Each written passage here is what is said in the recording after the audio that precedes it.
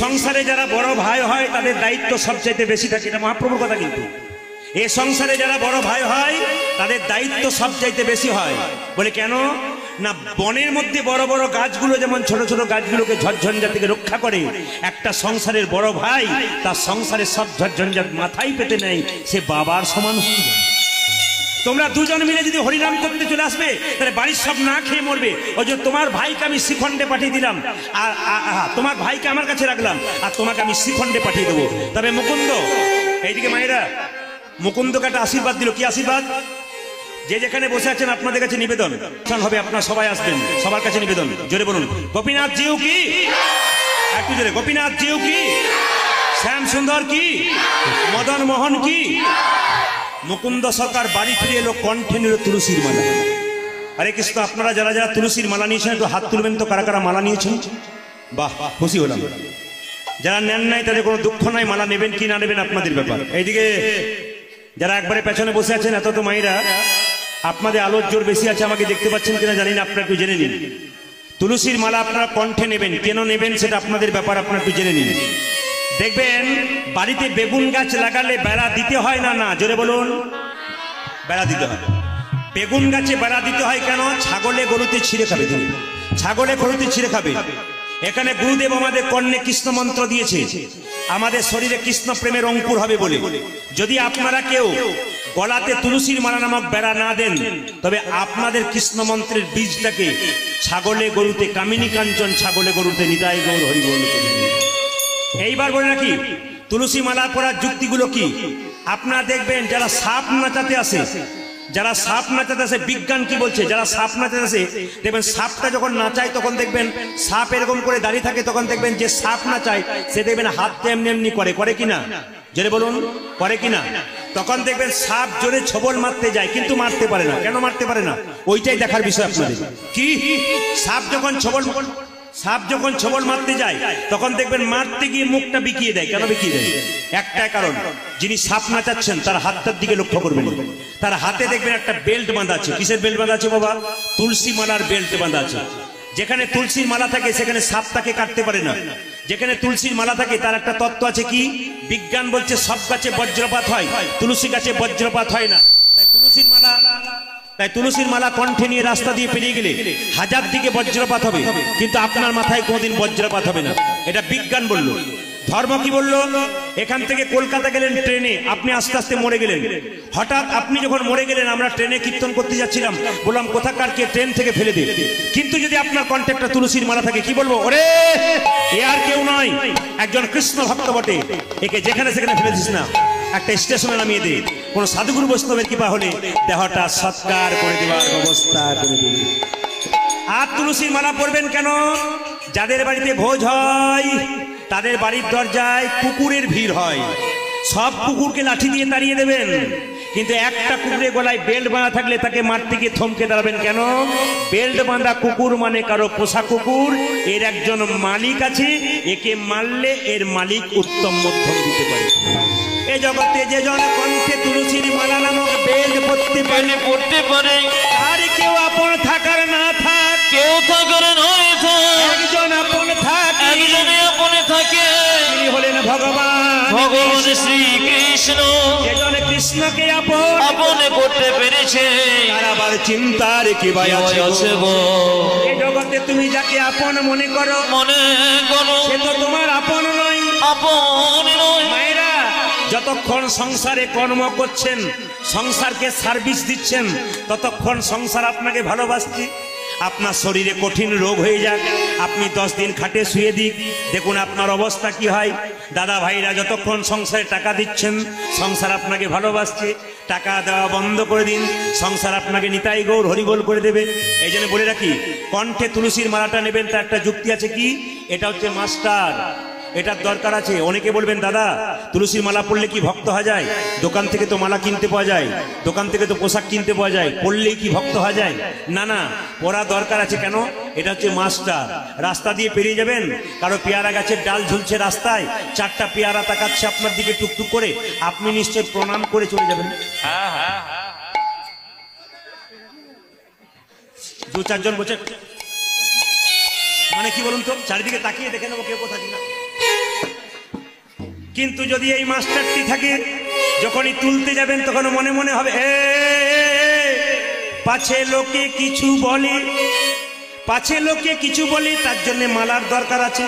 তবে হিন্দুদের সবচাইতে লজ্জার ব্যাপার, 100% গ্যারান্টি দিয়ে বলবো, আমার পাশের বাড়িতে একটা ছেলে নিরামিষ খায়, খুব বাচ্চা ছিল, তার মা প্রত্যেক দিন নিরামিষ খায়, বলে কি আমিষ খেতেই দেবো না।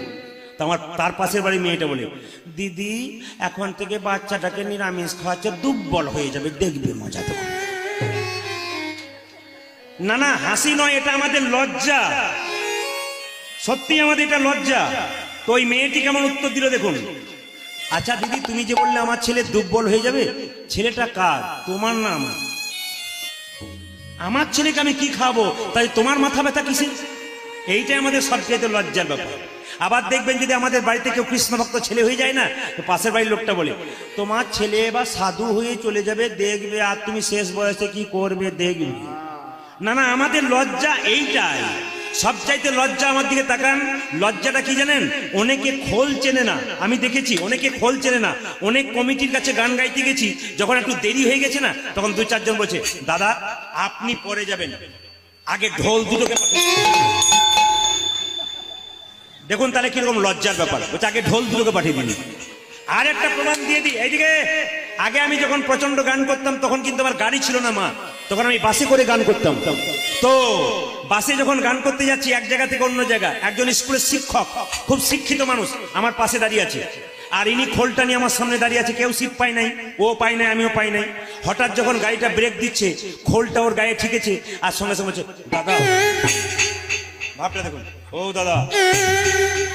আমি বললাম কি হয়েছে, কি হয়েছে দাদা? বলছে ঢোলটা শান্ত।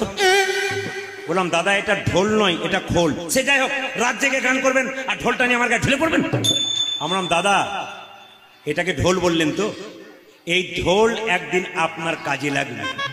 ও ভাবছে আমার বিয়েতে লাগবে, বলছে বলছে আমার তো বিয়ে হয়ে গেছে। এ বিয়েতে নয়, কোন বিয়েতে? বলো হরি, বলো হরি। আবার দেখবেন, আবার দেখবেন দরজাতে আমরা কি লিখি? সুস্বাগতম নাকি পিতৃমাতৃ ভবন। হুগলি জেলায় গান করতে যায় প্রায় বাড়িতে, ওখানে কিন্তু কমিটির গান খুব কম হয়, বাড়ি বাড়ি গান হয়, সবাই বাড়ি বাড়ি করে, 4-5টা করে দল, একজনই করে। ওদের মহত্ব দেখুন, মেদিনীপুরে প্রত্যেকটা বাড়ি বাড়ি গান, এই যে গানগুলো আপনারা শুনতে পাচ্ছেন না, কমিটির গান খুব কম, সব বাড়ি বাড়ি। একজন ভক্ত একাই 10,000 মানুষকে খাওয়ায়, আপনি অবাক হয়ে যাবেন। 5-7 রকম ব্যঞ্জন 10,000 মানুষকে খাওয়ায়, আর 2-4টা করে গান করায়, 2-4 পালা গান করায়। লক্ষ্য করুন আপনারা। তো আমরা যখন ওই জায়গাতে যাই, সুন্দর করে লেখা থাকে গোপালের সংসার, ভগবানের সংসার, কৃষ্ণের সংসার। আমরা কত সভ্য লোক দেখুন, প্রথমে লিখলাম পিতৃমাতৃ ভবন, তারপরে লিখলাম সুস্বাগতম, ইংরাজি শিখলাম, লিখলাম ওয়েলকাম, আরো ভদ্র হলাম, লিখলাম কুকুর হইতে সাবধান। লিখি আমরা কুকুর হইতে সাবধান। এই জন্য আমার মনে পড়ে একবার ছোটবেলায় আমি কলকাতা গিয়েছিলাম বেড়াতে একজনের সঙ্গে। এই যে দেখেন, বেড়াতে গিয়েছিলাম, তখনকার কলকাতা ক্লাস 7-এ পড়ি। কলকাতা খুব সুন্দর, এত সুন্দর নয়, রঙিন রঙিন বাড়ি। সঙ্গে সঙ্গে আমি বললাম এত সুন্দর বাড়ি, কিন্তু দরজায় লেখা আছে সাবধান, ভেতরে কুকুর। বললাম দাদা ভেতরে যারা আছে তারা সবাই কুকুর? চুপ চুপ বলে কেন? একটি কুকুর, বাকি সব মানুষ। ওদের বাড়িতে বৈষ্ণব ঢুকতে পারবে না কেন বলুন তো? কুকুরের ভয়ে। ওদের বাড়িতে ভিখারি ঢুকতে পারবে না, কুকুরের ভয়ে। ওদের বাড়িতে মানুষ যে, আপনারা কুকুর পুষবেন বারণ নেই, কিন্তু কুকুরটাকে পুষবার আগে ভাববেন সকালবেলায় মন্দিরে একবার গিয়েছিলেন কিনা। কুকুরটাকে পুষবার আগে আপনি ভাববেন সকালবেলায় মা বাবা এক কাপ চা পেয়েছি কিনা, এ কথা চিন্তা করবেন, তবে আপনার কুকুর পোষা সার্থক হবে, নইলে আপনার জীবন বেকার হয়ে যাবে। তো মুকুন্দ সরকার বাড়িতে গিয়ে কি করলো? কণ্ঠে তুলসীর মালা নিল। তবে একটা কথা বলি, যারা যারা তুলসীর মালা নিয়েছেন একটু হাত তুলবেন। তারা সবাই নিরামিষ খান তো? হাত তুলুন তো, কে কে নিরামিষ খায়? এই দেখুন, এতক্ষণ আগে যতগুলো তুলেছিল না সব বললো আর বলবেন না, ওটা তো জানা নাই, সপ্তাহে একদিন না হলে তো চলেই না, অনেকে ভাবছে। কিন্তু একটা কথা বলে রাখি, তুলসীর মালা পরবেন। এক জায়গাতে একজন আমাকে বলেছিল, দাদা এখন তুলসীর মালা পরলে নিরামিষ খেতে হয় না। বললাম কেন? এখন তুলসী মালা সিস্টেম চেঞ্জ। আমি সিস্টেম চেঞ্জ মানে? বলছে এখন প্যাঁচ সিস্টেম তুলসীর মালা। আমরা বুঝতে পারলাম না। বলছে রাত্রিবেলায় বিয়ে বাড়িতে নিমন্ত্রণ আছে, সবাই যাচ্ছে, আমি যাবো না, প্যাঁচ খুলে দিলাম। আবার সকালবেলায় প্যাঁচ লাগিয়ে দিলাম। প্যাঁচ পরার লাগা করলে নিতাই গৌর হরিবল হয়ে যাবে। যেরকম রাধা রানী কি, শ্যাম সুন্দর কি, মদন মোহন কি, ও ভাইরা মুকুন্দ সরকার বিরাট বড় একটা মন্দির তৈরি করতে পারলো না, একটা কাঠ কি করলো, চার চালা দিয়ে খড় দিয়ে বাঁশের খুঁটি দিয়ে একটা মন্দির তৈরি করলো।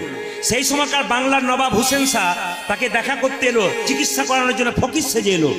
মুকুন্দ সরকার তখন মন্দিরে বসে সকালবেলায় গাইছে, আপনারা উলুধ্ব হয়ে দেবেন, আপনারাও বলবেন, হে গোবিন্দ, সোনার মন্দির তৈরি করতে পারবো না, মন মন্দিরে ভগবানকে রাখবো। আমার মন, ওই আমার মন, আমার মন, ওই আমার মন, আমার মন মন্দিরে মদন মোহন। মোহন। আপনাদের কাছে সবার কাছে নিবেদন, শব্দ না করে শুনে নিন। মায়েরা সকালবেলায় কাজ করবেন, কাজ করার আগে ভগবানকে স্মরণ করে বলবেন, প্রভু তোমার জন্য পৃথিবীতে আসা, যে কর্ম করবো যেন সুস্থ শরীরে করতে পারি। দাদা ভাইরা কাজে বেরোবেন, সকালবেলায় ভগবানকে প্রণাম করে বেরোবেন, প্রভু তোমাকে স্মরণ করে চললাম, যা করার তুমি করো, প্রভু তোমাকে কৃপা করবে, এ নিয়ম। মুকুন্দ সরকার গাইছে, আমি তোমাকে সোনার মন্দির তৈরি করতে পারবো না, পয়সা নাই, মন মন্দিরে রাখবো। আমার মন মন্দিরে মদন মোহন, তারা বেগো আসি ওই আমার মন মন্দিরে মদন মোহন। তার বেগোসি ডাকিও মদন মোহন, তারা বেগো আসি আমার মন মন্দিরে মদন মোহন, দাঁড়াবে গো আসি ডাকিয়া। কাঁদিয়া কাঁদিয়া তব নাম লইয়া, আমি কাঁদিয়া কাঁদিয়া তব নাম লইয়া। কাঁদিয়া কাঁদিয়া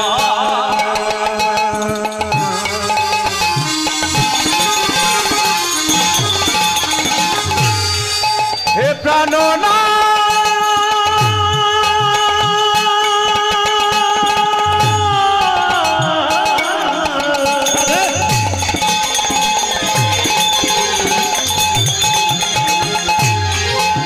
আমি কাঁদিয়া কাঁদিয়া তব নাম লইয়া, জলে বুক ভাসিয়া, আমি কাঁদিয়া কাঁদিয়া তব নাম লইয়া, নয়ন জলে বুক ভাসাইয়া। মন্দিরে মদন মোহন, তারা বেগো আসি ডাকিয়া। ওই আমার মন মন্দিরে মদন মোহন, তার বেগোসি ডাকিও। মুকুন্দ সরকার সকালবেলায় গোপীনাথের পুজো করে ডাকছে, এই যে এই যে এই যে এই যে তোমাদের মধ্যে সবচাইতে গরিব কে এসে? নবাব হোসেন শাহ ফকির সেজে বলল, এই যে বাবা, আমি সবচাইতে গরিব। মুকুন্দ বলল, কি নাম তোমার? আমার নাম হোসেন ফকির। দেখি দেখি জামাটা খোলো তো, জামাটা খোলো তো। নবাব তো ফকির সেজে এসেছে, মুকুন্দ চিনতে পারে নাই, জামাটা খোলো তো। সঙ্গে সঙ্গে বলল, জামা খুলতে হবে? বলে হ্যাঁ। নবাব মনে মনে ভাবছে, আমি জামা খুলবো, রোগ ভালো না হলে বুঝবে আমি কে এসেছি। এই জামাটা খোলো। যে না জামাটা খুলেছে, সঙ্গে সঙ্গে মুকুন্দ বলল, এবার মাটির বারান্দাতে গড়াগড়ি দিয়ে দাও। নবাব মনে মনে ভাবছে, কালের কাল বর্ষাকাল, হরিণে চাটে বাঘের গান, নেহাত বেকায়দায় পড়েছি বলে যদি না পেটের রোগ ভালো হয়, তুমি ভাববে আমি কে এসেছি। এই যে এত ভাববার সময় নেই, এত লোক দাঁড়িয়ে আছে, একবার গড়াগড়ি দাও। যেই না নবাব মুকুন্দের কথায় জামাটা খুলে যেই না গড়াগড়ি দিয়েছে, অমনি চমকে উঠে বলল, কবিরাজ কি তোমার বারান্দাতে ওষুধ দেওয়া থাকে নাকি? বলে কেন? যেই না আমি গড়াগড়ি দিলাম, আমার অর্ধেকটা পেটের রোগ ভালো হয়ে গেল। মুকুন্দ বলল, কি জানি, সবাইকে দিদি দিদি এক একটু পড়ে যায়, সেটা তোমার কাজে লেগে গেছে। দেখি দেখি দেখি দেখি, তুমি হাঁ করো তো। যেই না হাঁ করেছে মা, অমনি আসল ওষুধটা দিয়েছে, আর কবিরাজের ওষুধে তার রোগ ভালো হয়ে গেছে। এখানে একটা তত্ত্ব বেরোচ্ছে। কি তত্ত্ব বেরোচ্ছে? বলো, মাটির বারান্দাতে গড়াগড়ি দাও। আপনাদের কাছে নিবেদন রইল, যে শাড়িটা পরে আপনি এসেছেন, আপনাকে যদি বলি দিদি এখানে গড়াগড়ি দিন, আপনি চুপ করে দাঁড়াবেন কেন বলুন তো? গড়াগড়ি দেবেন না কেন? দেবেন না, শাড়ি ময়লা হয়ে যাবে। আমি কয়েকদিন আগে বাঁকুড়ায় গান করছিলাম, ঠিক হুগলি আর বাঁকুড়ার বর্ডার।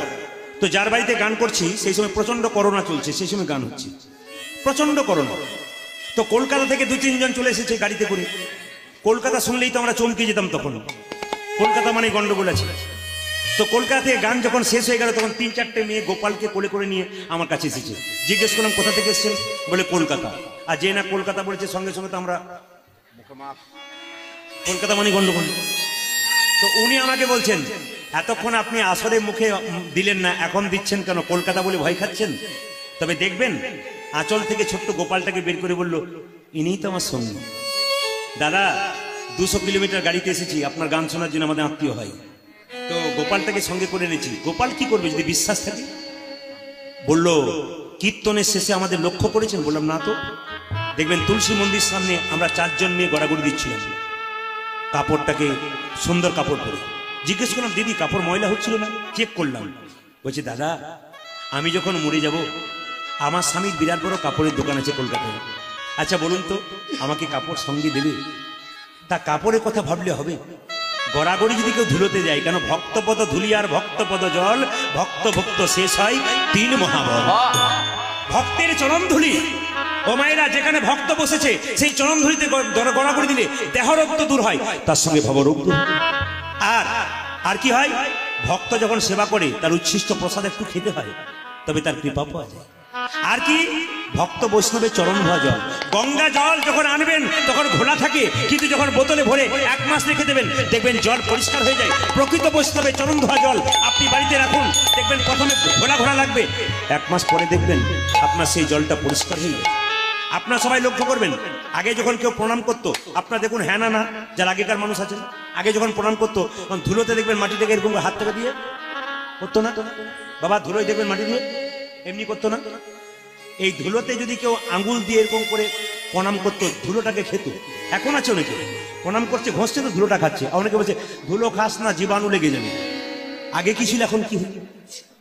আমাদের সব কুসংস্কার হয়ে গেছে এগুলো। লোকে বলছে এগুলো কুসংস্কার। না না, যারা চিকিৎসা করে গরুর তারা জানে, পশু চিকিৎসা করে, গরুর যখন পেট ফেপে যায় ওষুধ পায় না তখন দেখবেন মাটিটা বারবার চাটতে শুরু করে। কেন?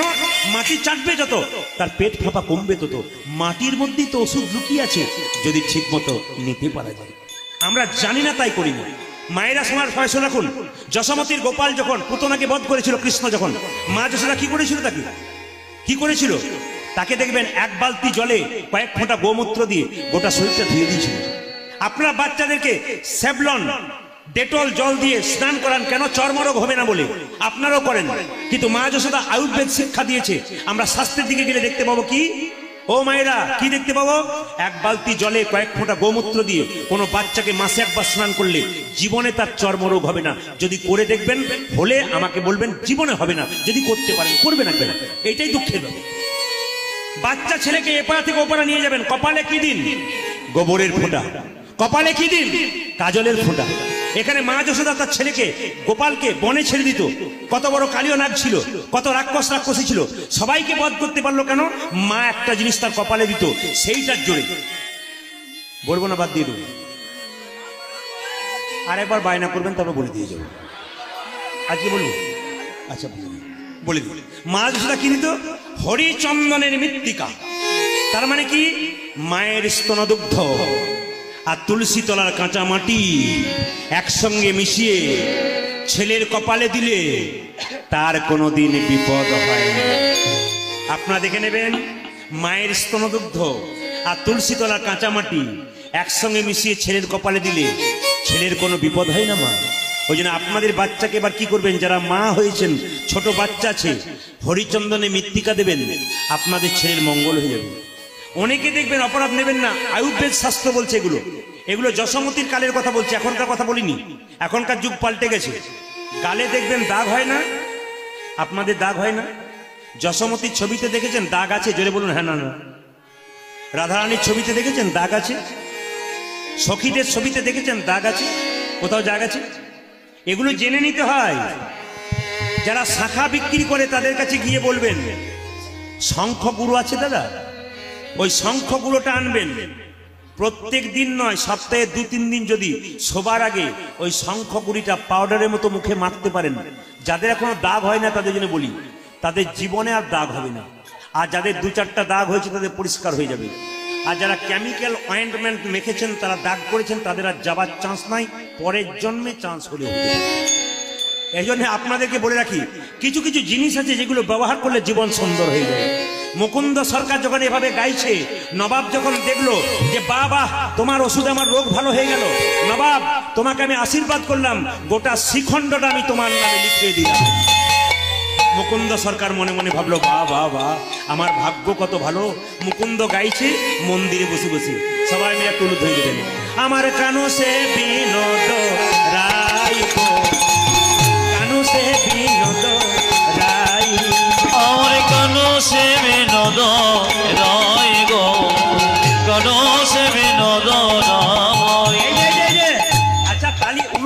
হবে না?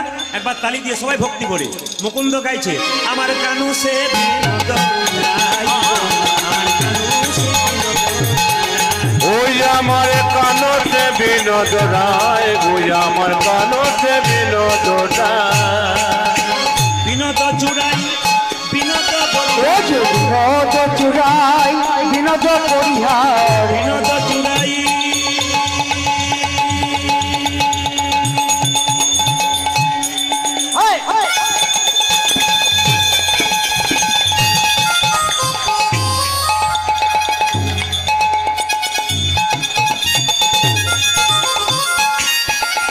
ও যে বিনোদ চুরাই বিনোদ পরিহার, পরিহা বিনোদ উড়িছে গাই গো, কানু সে বিনোদ রায়। আমার কানো সে বিনোদ রায় গো, কানো সে বিনোদ রায়।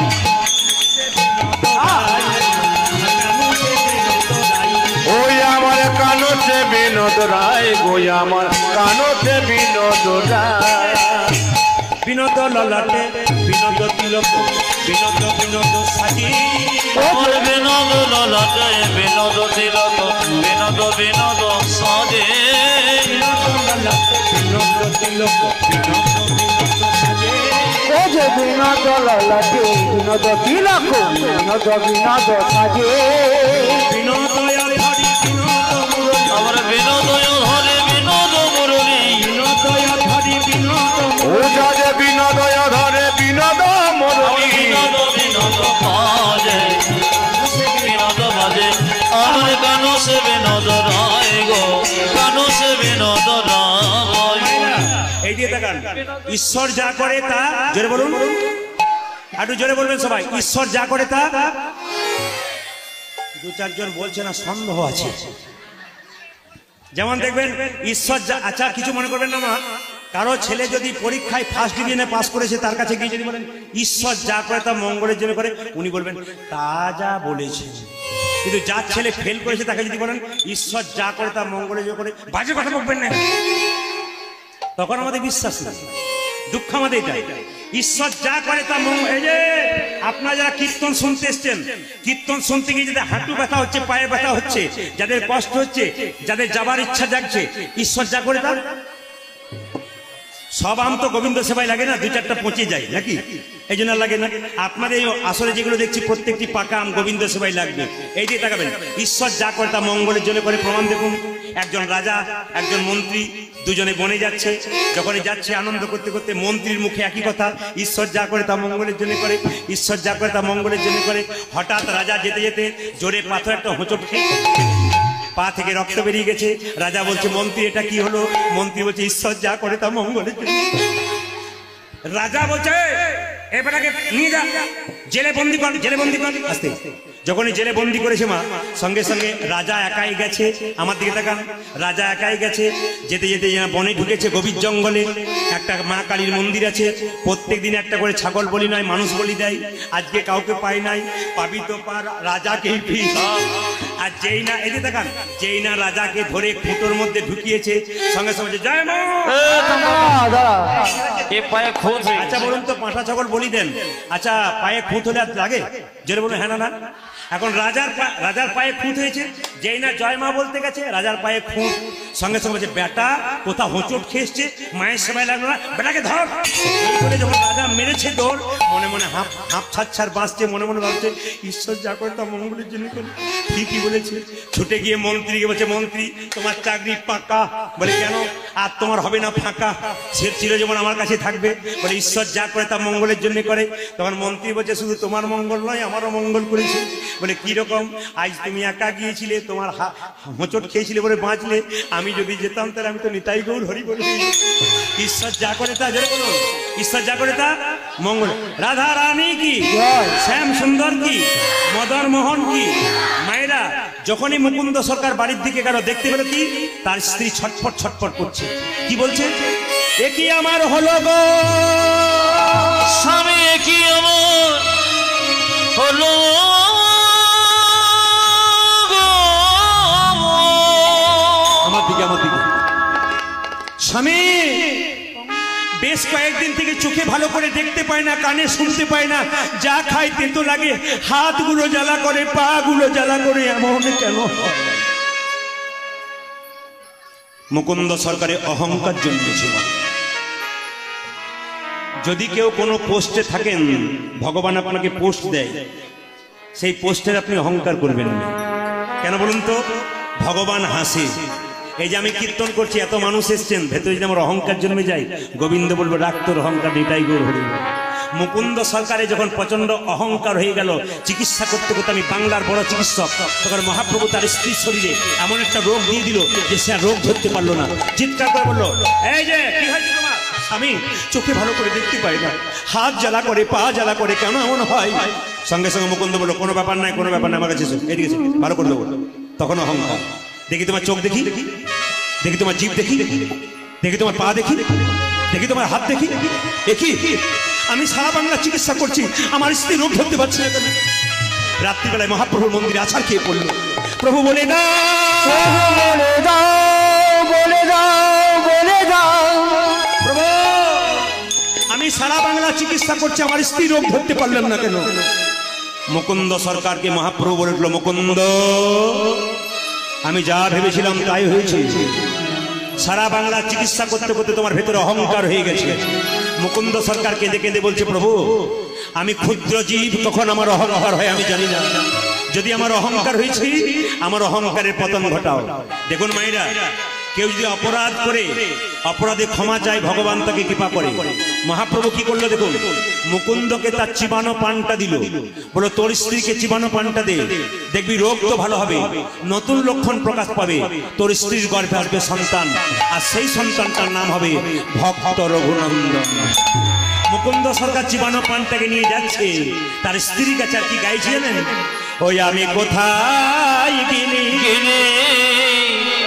পাবো গো দেখা, দেখো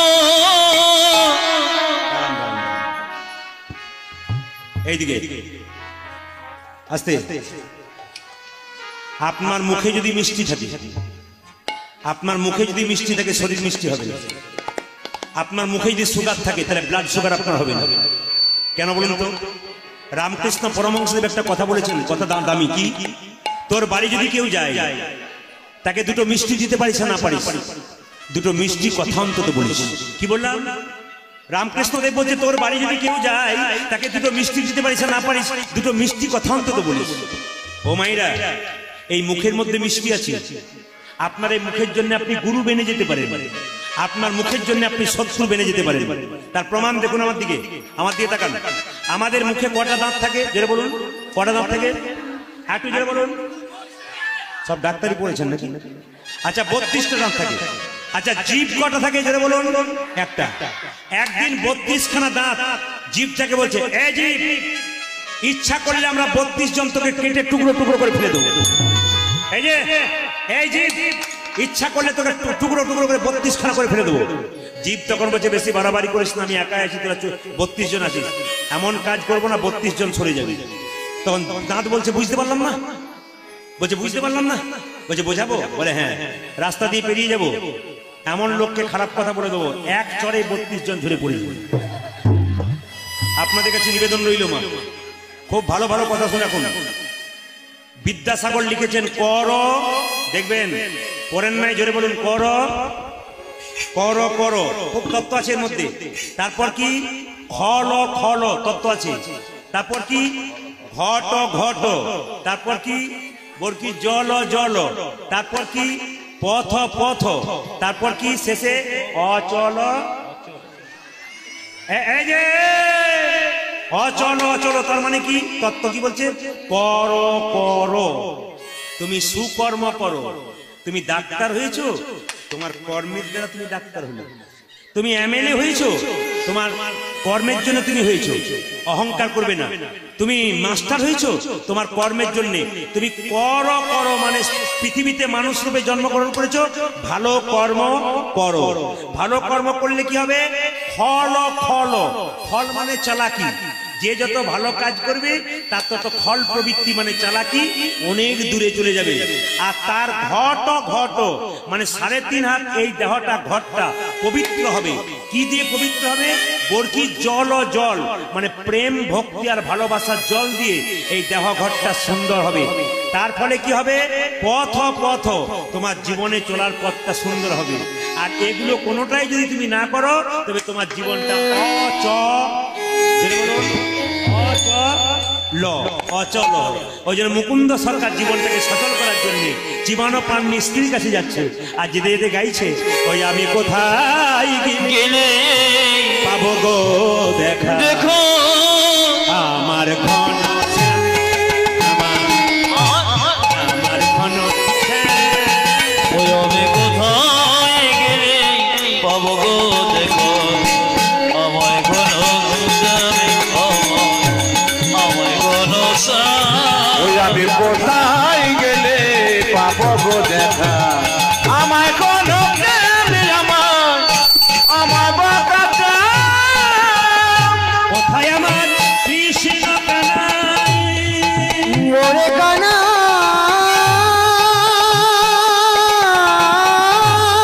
হ্যালো হ্যালো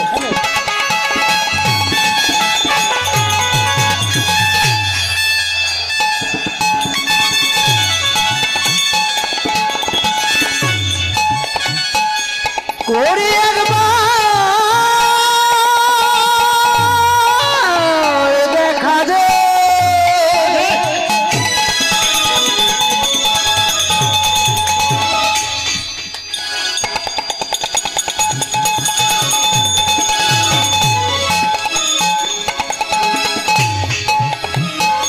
ওরে কানা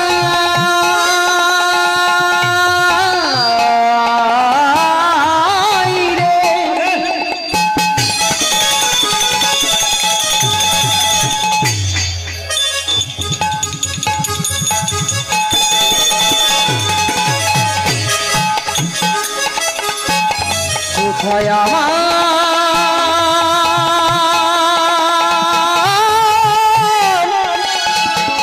কৃষ্ণ কানা, কোথায় আমার কৃষ্ণ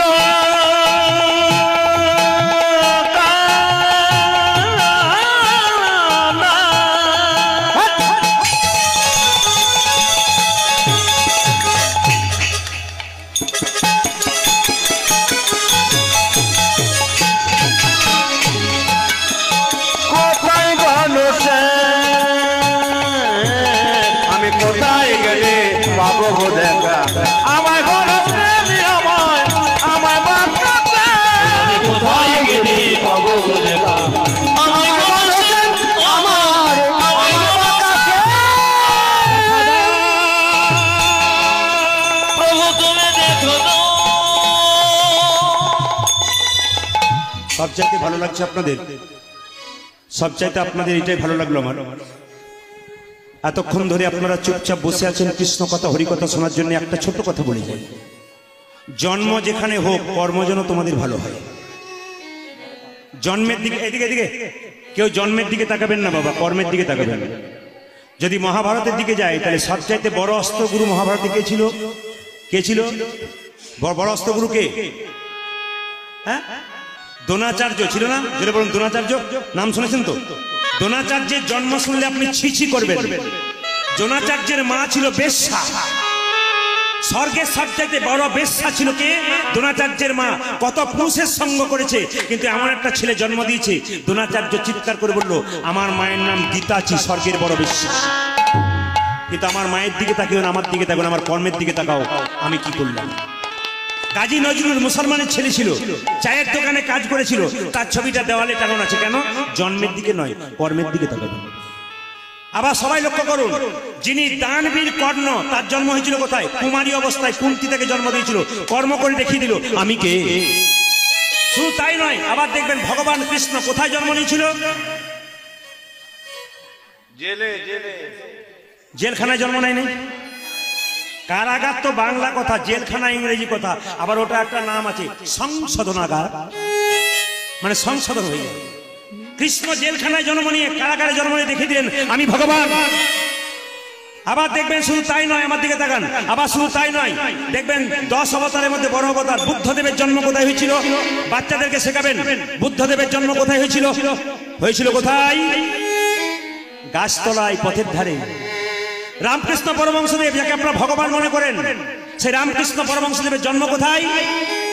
59 সালে, বাড়ির 59 সালে জন্ম হয়েছিল। যিনি খ্রিস্টানদের ধর্মগুরু যীশু খ্রিস্ট, তার জন্ম কোথায় হয়েছিল?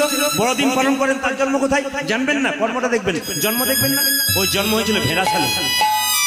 ওরা দেখিয়ে দিল জন্মের দিকে তাকিও না, আমার কর্মের দিকে তাকাও, আমি কি করতে পেরেছি।